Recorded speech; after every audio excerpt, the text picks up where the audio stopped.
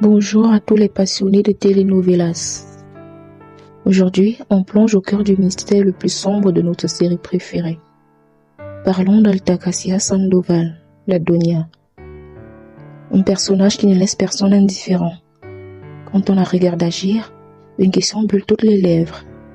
Altagracia est-elle une victime brisée par la vie? Ou est-elle devenue un monstre sans pitié capable des pires horreurs? Restez bien avec moi jusqu'à la fin de cette vidéo car le secret de son sanctuaire cache une vérité que beaucoup n'ont pas encore compris.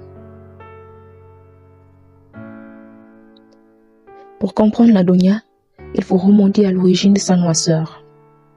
Altagracia n'est pas née cruelle, c'est une femme profondément traumatisée par un passé tragique, marquée par l'agression sauvage qu'elle a subie dans sa jeunesse. Ce jour-là, les monstres qui l'ont attaquée ont détruit son innocence et ont fait naître en elle une soif de justice personnelle. Lorsqu'on la voit aujourd'hui venir en aide à Margarita à l'hôpital après son agression, on comprend que la Doña ressent la douleur des autres victimes dans sa propre chair. De ce point de vue, Altagracia est la victime ultime, une femme qui utilise son pouvoir actuel pour protéger les faibles et traquer ceux que la justice des hommes laisse impunis.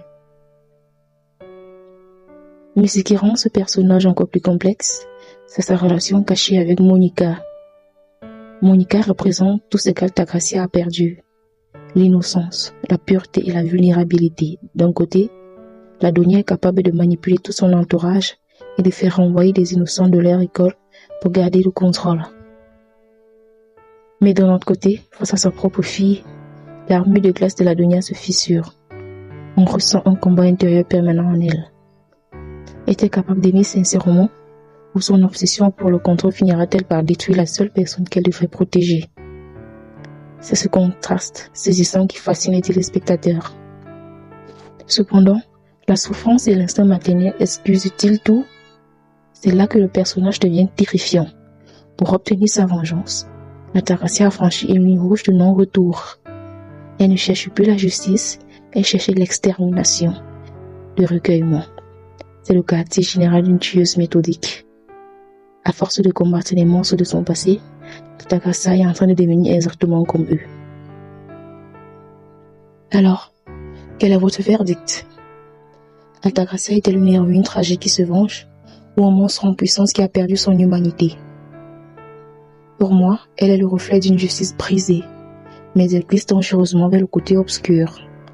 Dites-moi ce que vous en pensez dans les commentaires. Je relis toutes vos théories et n'oubliez pas, abonnez-vous et activez la cloche pour soutenir la chaîne. On fonce ensemble vers la monétisation. Prenez soin de vous et à très vite pour la suite.